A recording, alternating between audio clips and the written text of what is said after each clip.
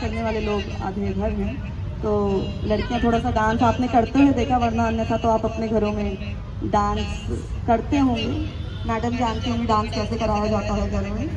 तो एक बार जोरदार तालियों के साथ आप लोग एक बार अभिनंदन करें और स्वागत करें। बहुत मुझे थोड़ी सी आवाज़ कम आ रही है। रामदेव बाबा जी भी कहते हैं तालियां स्वास्थ्य के लिए बहुत उत्तम होती हैं। और मैं आवाज़ लगाती हूँ। हमारे जो कीबोर्ड पे डाइस पे आज दादा हैं, आपके अपने बीच से ही हैं, तेलंगाना से, हैदराबाद से। I invite him. एंड हमारे बीच राजस्थान से, राजस्थान की मिट्टी जो आन बान शान की मिट्टी होती है, जहाँ पर स्वाभिमान भूख से भी बढ़कर होता है। तो आइए एक ऐसे ही स्वाभिमान के कवि को मैं आमंत्रित करती हूँ, अजात शत्रु जी को, जो सिर्फ इसलिए चले आए, मेरे कहने पर चले आए कि नहीं ये दिव्यांगों का कार्यक्रम है, और उनके स्वाभिमान को, उनके मन को, उनको हंसाने के लिए, उनको गुनगुनाने के लिए मैं जरूर आऊँगा। तो एक बार जोरदार तालियों से उनका एक बार स्वागत करें, अभिनंदन करें। और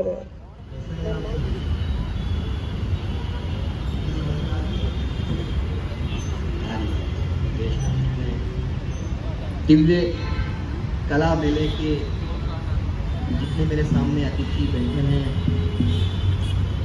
शाह साहब, डॉक्टर साहब, शर्मा जी, अभी आपने जो बातें बताई, उन बातों को हम जीवन में आत्मसात करेंगे। और बालिकाओं ने बहुत अच्छा नृत्य किया।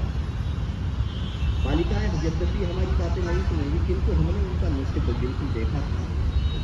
तो मैं चाहूँगा कि बच्चियों के बीच जो छोटी छोटी प्यारी प्यारी बच्चियाँ अभी हुई,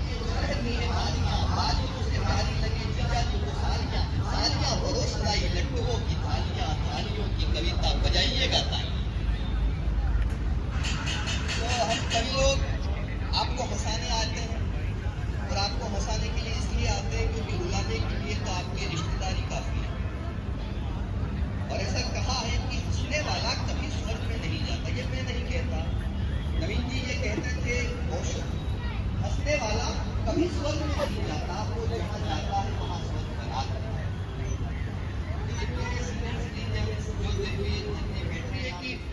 अहिंदी भाषी प्रदेश में इतना प्यारा मंडप बना करके, इतनी दुकानें सजा करके, उन अशक्त जनों को, उन दिव्य जनों को आपने जो रोजगार दिया है, उनके मन को जो संबल दिया है, उसके लिए मैं आपको बहुत बहुत साधुवाद देता हूँ। भारत सरकार को भी इसके लिए बहुत बहुत शुभकामनाएं, बधाइयां कि एक ऐसा संकल्प, जो संकल्प आज से पहले कभी हुआ नहीं था, आज पहली बार हुआ। और मैं अहिंदी भाषी प्रदेश में शहर में कई बार आया हूँ, किंतु वहाँ सामने मारवाड़ी सेठ होते हैं, बड़े लोग होते हैं, अलग अलग चीजें की गागरी भरेगी अपने देवनागरी। नए बच्चों से पूछो तो देवनागरी, व्हाट इज देवनागरी? वो लिपि होती है बेटा जिसमें हिंदी लिखी जाती है। देवनागरी की गागरी भरेगी अमृत से, मृतक जनों में नव प्राण फुकवाएगी, और देश की अनेकता को एकता में ढालने को देख लेना, हिंदी सही भूमिका निभाएगी।